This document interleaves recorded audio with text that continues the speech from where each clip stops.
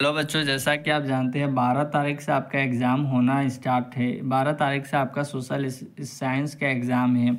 चलिए हम लोग अभी कुछ इंपॉर्टेंट क्वेश्चन हल करते हैं जो आपके लिए काफ़ी महत्वपूर्ण होने वाला है, जो एग्ज़ामों में बार बार पूछे जा चुके हैं। और वैसे क्वेश्चन आप अगर हल करते हैं तो आप बहुत अच्छे नंबर से आप पास हो सकते हैं। तो कहता है कि आप फ्रांस की क्रांति कब हुई। तो फ्रांस की क्रांति जो है 1789 ईस्वी में हुई थी। हेलो बच्चों, वीडियो अगर आपको अच्छी लगी तो लाइक और सब्सक्राइब जरूर करें, क्योंकि आने वाला नोटिफिकेशन जो होगा आप एग्जाम से रिलेटेड आपको मिलती रहे। सामाजिक उपबंध नामक पुस्तक का लेखक कौन था। तो सामाजिक उपबंध नामक पुस्तक के लेखक कौन थे।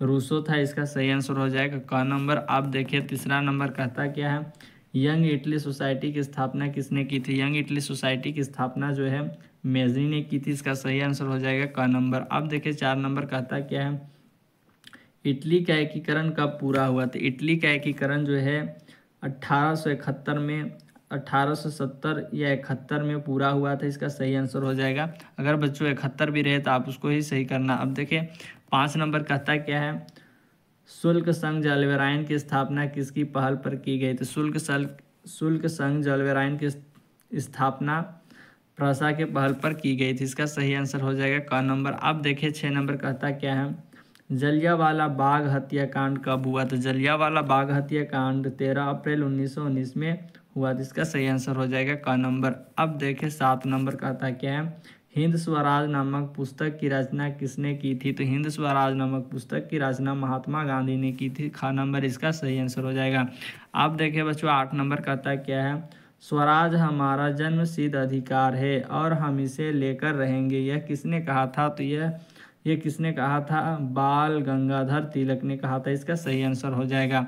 याद रखें, काफ़ी इंपॉर्टेंट क्वेश्चन है, बार बार एग्जामों में पूछा जा चुका है वैसे क्वेश्चन।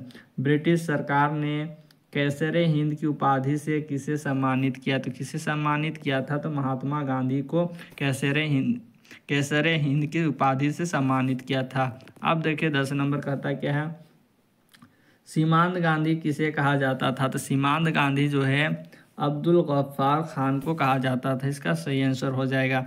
अब देखिए 11 नंबर कहता क्या है, उत्पत्ति के आधार पर संसाधन कितने प्रकार के होते हैं। तो संसाधन जो है उत्पत्ति के आधार पर 2 प्रकार के होते हैं। का नंबर इसका सही आंसर हो जाएगा।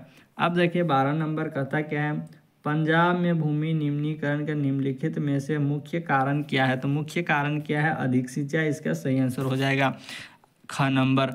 अब देखिए 13 नंबर कहता क्या है, प्रथम प्रथम पृथ्वी सम्मेलन का आयोजन किस वर्ष किया गया। तो किस वर्ष किया गया था, 1992 ईस्वी में किया गया था। इसका सही आंसर हो जाएगा। अब देखिए 14 नंबर कहता क्या है, किस राज्य में काली मृदा मुख्य रूप से नहीं पाई जाती।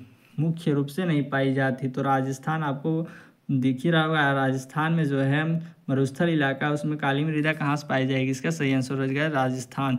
अब देखिए 15 नंबर कहता क्या है, इनमें से कौन सी टिप्पणी प्राकृतिक वनस्पति और प्राणी जात के ह्रास का सही कारण नहीं है। सही कारण नहीं है, तो इसका सही आंसर आपको तो ऊपर ही दिख रहा है कि कृषि प्रसार हो जाएगा, क्योंकि यह प्राणी जात के ह्रास का कारण नहीं है। अब देखिए 16 नंबर कहता क्या है, 16 नंबर देखिए, बाघ परियोजना की शुरुआत किस वर्ष हुई। तो बाघ परियोजना की जो शुरुआत है वह कब हुई थी, 1973 में शुरू हुई थी। इसका सही आंसर हो जाएगा। अब देखिए 17 नंबर कहता क्या है, 17 नंबर कहता क्या है कि अंतर्राष्ट्रीय प्राकृतिक संरक्षण और प्राकृतिक संसाधन संरक्षण संघ के द्वारा विभाजन में किस श्रेणी को रखा गया है। तो किस श्रेणी को रखा गया है, तो संकटग्रस्त जातियों के संबंध में रखा गया है। इसका सही आंसर हो जाएगा क नंबर। अब देखिए बच्चों 18 नंबर कहता क्या है, 14वीं शताब्दी में किसने दिल्ली में सीरी फोर्ट क्षेत्र में जल की सप्लाई के लिए हौज खास का निर्माण करवाया। तो किसने करवाया, काफ़ी इंपॉर्टेंट क्वेश्चन है। इसका सही आंसर क्या हो जाएगा, इल्तुतमिश ने करवाया। इसका सही आंसर हो जाएगा ख नंबर। अब देखिए 19 नंबर कहता क्या है, निम्नलिखित में से कौन सा वाक्य बहुउद्देशीय नदी परियोजनाओं के पक्ष में दिया गया तर्क नहीं है। तो कौन सा हो जाएगा इसका सही आंसर? देखिए इसका सही आंसर जो हो जाएगा, बहुउद्देश्य परियोजनाएं उन क्षेत्र में जल लाता है जहां जल की कमी होती है। इसका सही आंसर जो है बच्चों का नंबर हो जाएगा इसका सही आंसर। आप देखिए 20 नंबर कहता क्या है, सरदार सरोवर बांध किस नदी पर बनाया गया? तो सरदार सरोवर बांध जो है नर्मदा नदी पर बनाया गया, इसका सही आंसर हो जाएगा। अब देखिए 21 नंबर कहता है क्या, सामान्य किस देश का विकास किस आधार पर निर्धारित किया जा सकता है? तो किस आधार पर किया जा सकता है? आधार पर निर्धारित किया जा सकता है। तो प्रति व्यक्ति आय, औसत साक्षरता दर, लोगों की स्वास्थ्य स्थिति, उपयुक्त सभी, इसका सही आंसर हो जाएगा घ नंबर उपयुक्त सभी। अब देखिए 22 नंबर कहता क्या है, कहता है मान लीजिए कि किसी देश में 4 परिवार हैं, इन परिवारों की प्रति व्यक्ति आय 5,000 है। अगर 3 परिवारों की आय क्रमशः 4,000, 7,000, 3,000, तो चौथे परिवार की आय क्या है? तो इसका सही आंसर क्या हो जाएगा? 6,000, इसका सही आंसर हो जाएगा। अब देखिए 23 नंबर क्या कहता है, कहता है मानव विकास रिपोर्ट देश की तुलना किस आधार पर करती है? तो मानव विकास जो है वह स्वच्छता दर, शिक्षा, प्रति व्यक्ति आय, इन सब के आधार पर करता है। इसका सही आंसर हो जाएगा उपयुक्त सभी, घ नंबर सही इसका आंसर हो जाएगा। अब देखिए 24 नंबर कहता क्या है, एक वर्ष में पैदा हुए प्रति 1,000 जीवित बच्चों में से 1 वर्ष की आयु से पहले मर जाने वाले बच्चों की संख्या क्या कहलाती है? तो क्या कहलाती है? शिशु मृत्यु दर कहलाती है। का नंबर इसका सही आंसर हो जाएगा। अब 25 नंबर देखिए कहता क्या है, वन उत्पाद संग्रहण करना किस क्षेत्र की गतिविधि है? वन उत्पाद का संग्रहण करना किसकी क्षेत्र की गतिविधि है? तो ये तृतीय क्षेत्र की गतिविधि है, इसका सही आंसर हो जाएगा। अब देखिए 26 नंबर कहता क्या है, वे क्षेत्र जो सरकार द्वारा पंजीकृत होते हैं और उन्हें सरकारी नियमों और विनियमों का अनुपालन करना होता है कहलाते हैं। तो इसका सही आंसर क्या हो जाएगा? संगठित क्षेत्र कहलाते हैं, इसका सही आंसर हो जाएगा।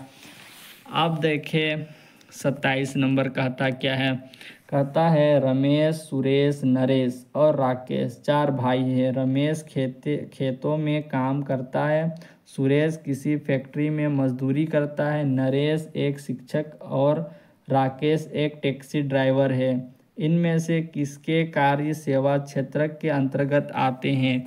तो इसका सही क्या आंसर हो जाएगा कि नरेश एवं शिक्षा और राकेश एक फैक्ट्री में एक टैक्सी ड्राइवर है और एक शिक्षक है। तो ये क्या हो जाएगा? नरेश और